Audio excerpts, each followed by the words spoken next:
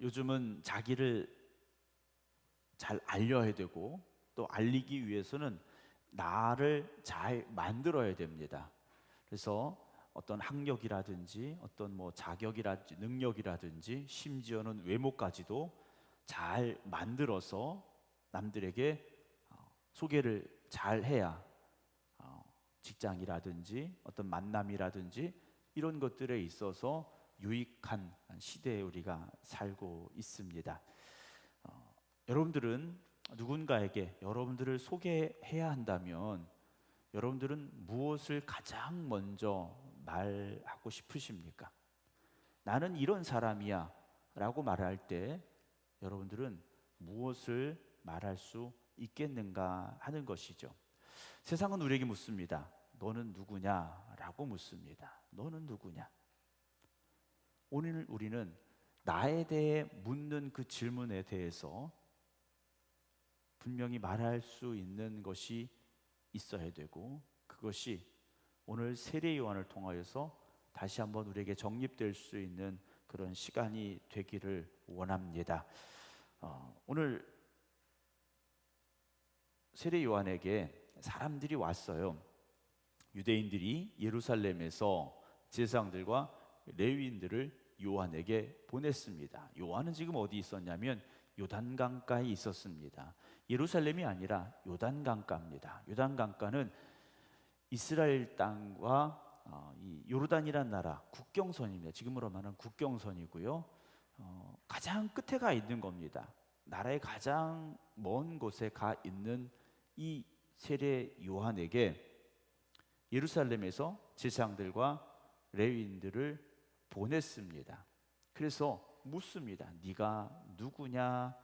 라고 묻습니다. 네가 누구냐? 요즘 같으면 명함을 하나 이렇게 딱 내놓으면 되겠죠? 나 이런 사람이야. 뭐 내놓을 수 있겠는데 그렇진 않습니다. 20절에 요한의 증언이 이러하니라 하면서 요한이 드러내어 말하고 숨기지 아니하니 당당하게 말합니다. 나는 그리스도가 아니다 그래요. 그럼 사람들이 왜 여기까지 왔느냐라는 거죠. 이 당시에 가장 유명한 사람을 손꼽으라면 세례 요한입니다. 이스라엘 땅에서 유다 땅에서 가장 유명한 사람은 세례 요한이었어요. 세례 요한이 광야에서 회개하라고 외쳤고 저 먼 곳에 있는 요단강에 가서 세례를 베푸는데 사람들이 계속해서 가는 겁니다. 세례 요한에게 계속해서 사람들이 몰려들고 있는 거예요. 그래서 예루살렘에서 도대체 이게 무슨 일인가 알고 싶어진 겁니다. 이 사람들이 왜 가는가? 누구한테 가는가? 세례 요한한테 간다는데 그럼 이 세례 요한이 도대체 누구인가 하는 것이죠. 그래서 사람들을 지금 보낸 건데 보통 사람을 보낸 게 아니지 않습니까? 제사장들과 레위인들을 보냈어요. 제사장들과 레위인을 보낸 겁니다. 요즘 말하면 목회자들을 보낸 겁니다. 신학교 교수들을 보낸 거예요. 정말 이 세례 요한이 누군가 알아오라고 목회자들, 신학자들을 여기 지금 보낸 겁니다. 그래서 물은 거지 않습니까? 그때 세례 요한이 첫 번째 난 그리스도가 아니다 그래요. 난 그리스도가 아니라는 거죠. 메시아가 아니라는 겁니다. 21절 또 묻습니다. 그럼 넌 누군데? 네가 엘리야냐? 난 아니다 그래. 그럼 네가 그 선지자냐? 아니다 그래요. 네가 구약에 예언된 메시아냐? 엘리야냐? 그 선지자냐? 계속해서 물었습니다. 유대인들은 이 당시에 메시아를 기다렸습니다. 그들을 해방시켜주고 나라를 부강하게 만들 메시아를 기다렸다라는 거죠. 그런 상황에서 이슈가 됐던 이 세례 요한은 모두의 주목을 받을 수밖에 없었던 상황입니다. 그리고 이미 많은 제자들이 세례 요한에게 몰려왔던 상황이라는 거죠. 그런데 세례 요한은 아니다 그래요. 너희들이 생각하는 그 사람이 아니라는 거예요. 우리는 만약에 이런 상황이라면요 우쭐해질 수 있습니다. 그래 나 이 정도 되는 사람이구나. 야 내가 이렇게 많은 호응을 얻고 있구나. 내가 많은 인기를 얻고 있구나 라는 생각을 가지게 될 수 있다라는 거죠.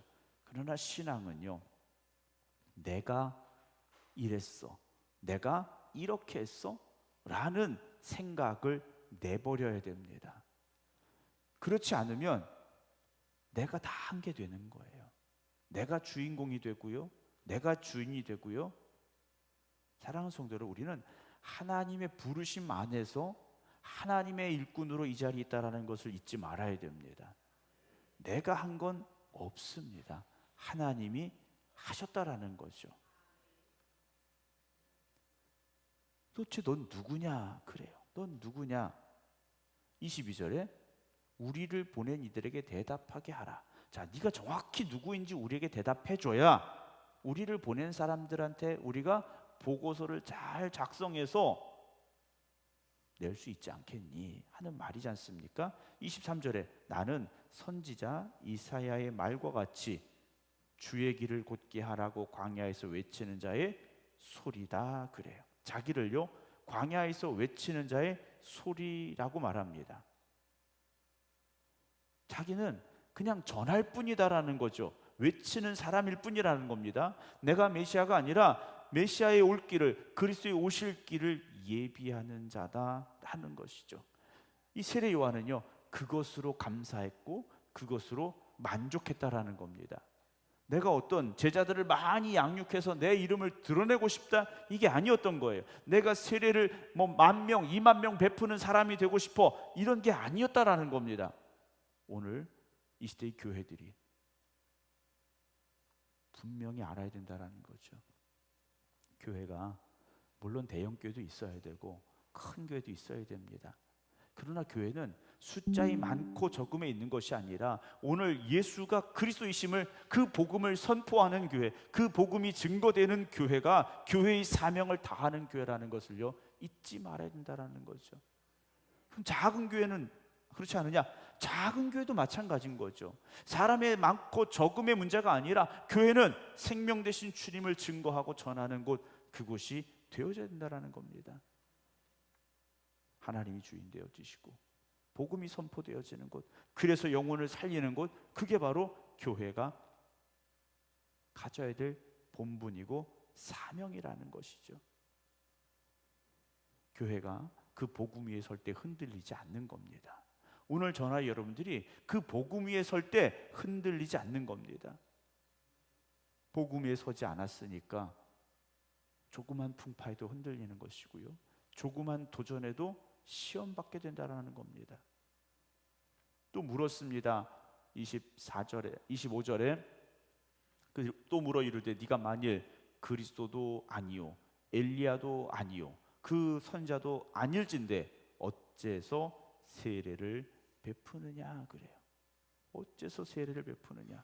요한이 이렇게 대답을 합니다. 나는, 우리 잘 아는 말씀이잖아요. 물로 세례를 베풀거니와 너희 가운데 알지 못하는 한 사람이 섰으니 하면서 예수님에 대해서 이제 말하기를 시작합니다. 자, 세례 요한은 물로 세례를 베푸는 사람이었다 그런 것이죠. 자, 요한의 세례는 어떤 세례입니까? 회개함의 세례였습니다. 내가 죄인임을 고백하는 이들이 요단강에 들어와서 그 물에 완전히 잠겼다가 다시 올라오면서 내가 죄인입니다. 내가 죄인입니다. 하나님, 나의 죄를 용서해 주시옵소서 고백하는 이들이 바로 이 요단강에 들어가 세례를 받았다라는 거죠. 그리고 그 물에 누가 들어가신 겁니까? 예수님이 들어가신 거지 않습니까? 죄 많은 이들이 들어가서 죄를 벗어놓고 나온 그 자리에 죄가 하나도 없으신 예수님께서 들어가셔서 그 모든 죄를 짊어지고 나오셨다라는 거죠. 사랑하는 성도 여러분, 우리가 세례를 받는 것은요, 우리의 죄의 짐을 내려놓는 거지 않습니까? 하나님께서 더 이상 우리의 죄를 묻지 아니하시겠다고 선언하시는 자리가 세례의 자리지 않습니까? 그 자리에 주님이 오신 겁니다. 그리고 우리가 내려놓은 그 죄를 주님이 대신 지셨다라는 것이죠. 여러분, 세례의 가장 큰 의미를 잊지 마시기 바랍니다. 그냥 우리가 약식으로 세례를 받습니다. 침례가 아니라 세례를 받습니다. 단지 머리 위에 물을 3번 얹는 것으로 여러분 너무 간략하게 회개의 의미를 축소하지 마시라는 말씀이에요. 우리가 받은 세례가 얼마나 소중한 자리인지, 그 자리가 얼마나 소중했던 자리인지, 그 세례의 은혜가 얼마나 큰 은혜인지를요 우리가 잊지 말아야 된다라는 것이죠. 주님은 그렇게 우리의 죄를 담당하시기 위해서 이 땅에 오셨는데, 내 뒤에 오시는 분인데 나는 그의 신발끈을 풀기도 감당하지 못한다 라고 말하고 있어요. 신발끈을 푸는 종은 가장 낮은 위치에 있는 종입니다. 주인의 신발에, 그 당시로만 샌들입니다. 샌들의 신발끈을 풀어주는 가장 낮은 종, 가장 천한 종인데 세례 요한이 그렇게 말하는 거예요. 나는 그것도 안 돼 라고 말하는 겁니다. 주님에게 비하면 나는 그 정도밖에 안 되는 사람이야, 아니 그 정도도 안 되는 사람이야 라고 주님을 높여드리고 있다라는 거죠. 여러분, 우리가 십자가 앞에서 정말 낮아져야 됩니다. 정말 낮아지고 또 낮아져야 된다라는 거죠. 교회라는 곳은요, 교회라는 이 공간은, 교회라는 공동체는 어느 누구도 높은 사람이 없다라는 겁니다. 목사인 저도, 우리 장로님들도, 권사님들도, 집사님들도요 모두가 더 낮아져야 된다라는 거죠. 섬김 받는 자리가 아니라 섬겨야 되는 자리고요, 높은 자리가 아니라 낮은 자리에 서도록 우리가 살아가야 한다라는 것이죠. 세례 요한은요 수많은 사람들로부터요 환호받았던 사람이에요. 존경받았던 사람입니다. 사람들에게, 그 수많은 사람들에게 세례를 베풀었던 사람이에요. 그런데 자기는 예수님 앞에서 신발끈을 풀기도 감당하지 못하는 사람이다 라고 말하고 있어요. 나는 작아져야 됩니다. 그때 주님이, 그 위대하심이 드러나게 된다라는 거죠. 여러분, 교회가 회복되는 길은, 교회가 살아나는 길은 우리가 더욱 겸손해지는 데 있습니다. 세례 요한처럼 나 아니야, 나는 그런 분이 아니야 라고 말할 때 그리스도의 영광이 드러나게 된다라는 거죠. 근데 우리는 어떻습니까? 본성이 나를 좀 드러내고 싶은 거예요. 내가 좀 알려지고 싶은 거예요. 내가 조금 더 인정받고 싶은 거예요. 그러나 우리가 주님 앞에서는, 복음 앞에서는 낮아져야 됩니다. 내가 더 낮아져야 되고, 내 이름을 드러내는 것이 아니라 예수의 이름이 드러나야 되고, 나의 공로를 내세우는 것이 아니라 예수님의 은혜를 고백할 수 있어야 되고, 나의 어떤 세상적인 성공이 아니라 예수님의 영광을 높여드리는 자리로 나아가는 우리가 되어지기를 주님의 이름으로 축원합니다.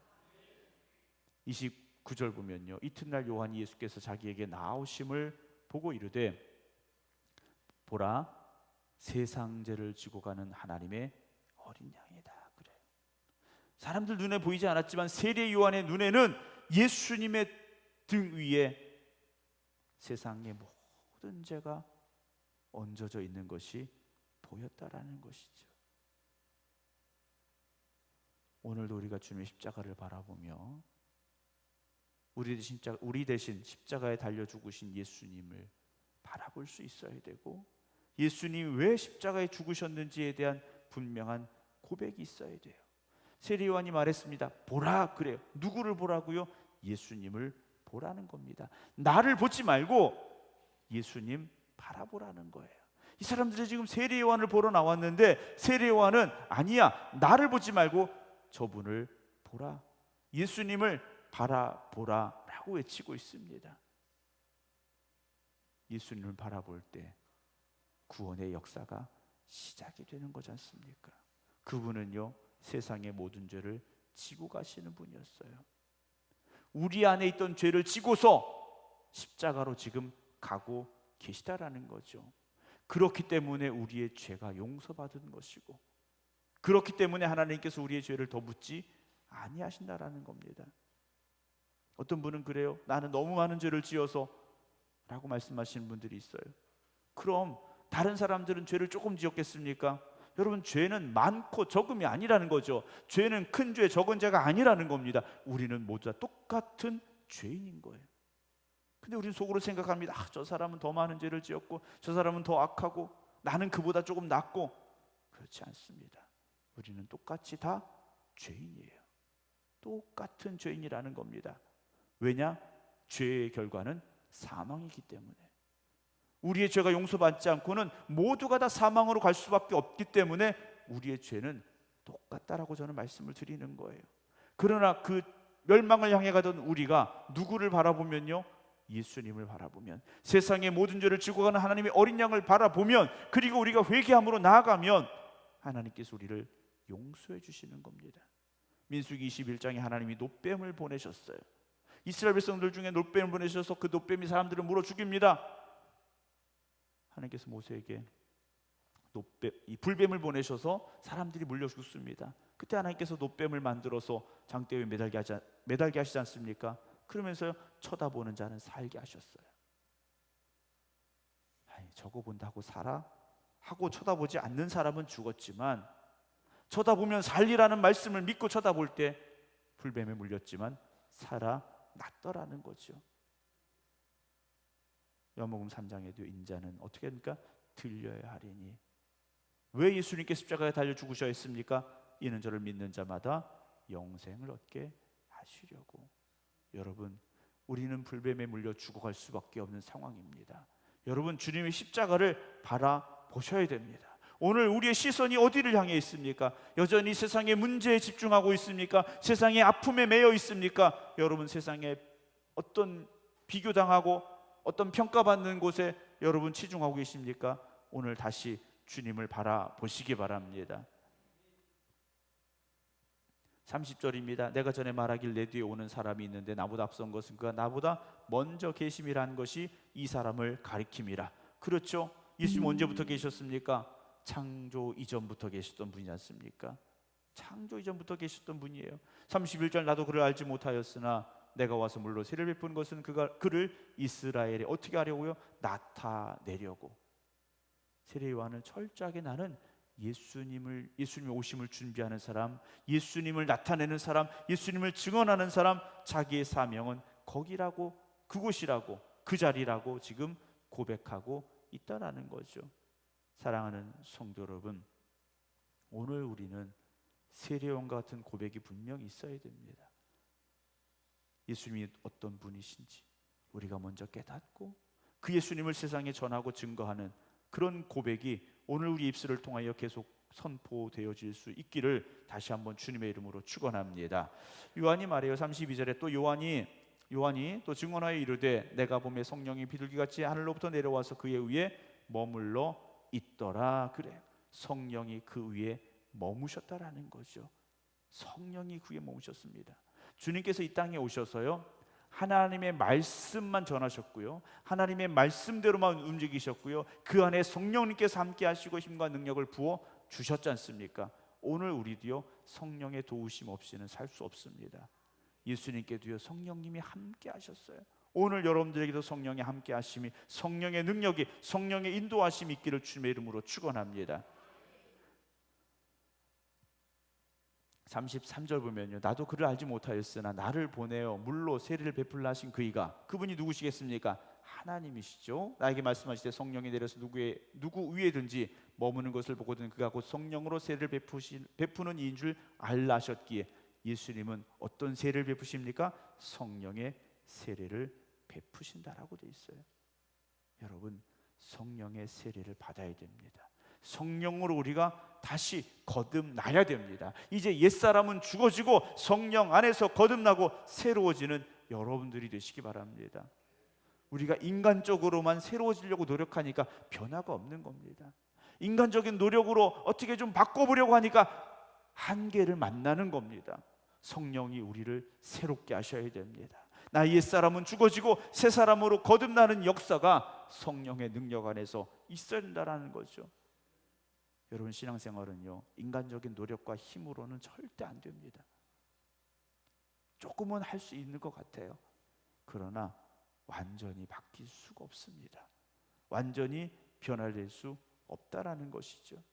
오늘 이 시간 저와 여러분들에게 성령의 세례가, 성령의 불같은 역사가 임하시기를 주님의 이름으로 축원합니다. 마지막 34절 내가 보고 그가 누구라고요? 하나님의 아들이심을 증언하였다라고 말씀하고 있어요. 하나님의 아들이시라는 거죠.